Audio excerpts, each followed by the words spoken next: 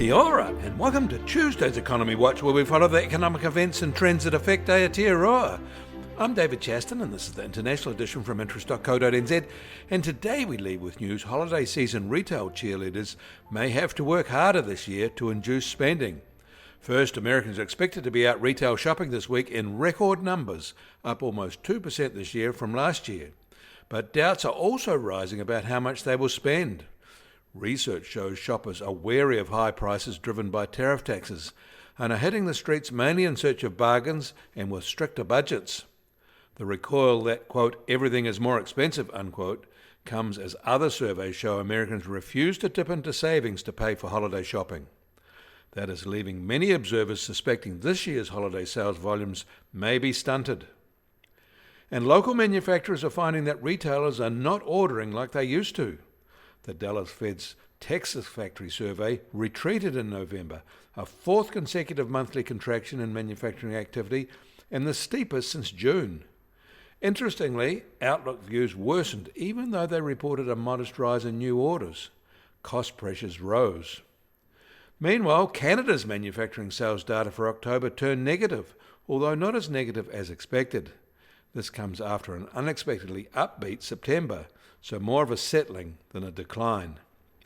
Across the Pacific and Singapore, they're getting another whiff of CPI inflation. Their rate climbed to 1.2% in October from a year ago, from 0.7% in September, at the highest level since January. Food prices rose the most in 6 months. And new information from China's recently adopted 5-year plan is helpful in putting Beijing's influence on the giant Chinese economy into perspective. There are calls for more central control of the economy by Beijing because they provide only 15% of all budgeted public expenditure. The rest is from provincial and local government.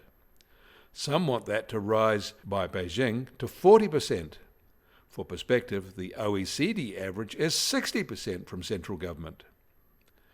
On the geopolitical trade front, China has made some more soybean purchases, but relatively minor ones.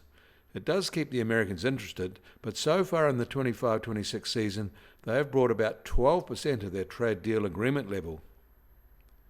The US Treasury 10-year yield is now at 4.04%, down 2 basis points from yesterday at this time. And the price of gold will start today at $4,096 an ounce, up $32 from yesterday. American oil prices have largely held from yesterday to be just under $58.50 a barrel, with the international Brent price now just over $62.50 a barrel. And the Kiwi dollar is holding at just on 56.1 US cents and unchanged from yesterday. Against the Aussie, we're also holding at just under 86.9 Australian cents. Against the euro, we've dipped 10 basis points at 48.7 euro cents. That all means our trade weight index starts today at just over 60.8 and down a bit less than 10 basis points. And the Bitcoin price starts today at $87,268 and up 0.8% from yesterday. Volatility over the past 24 hours has been modest at just on plus or minus 1.5%. You can get more news affecting the economy in New Zealand from interest.co.nz. Kia ora, I'm David Chaston. We'll do this again tomorrow.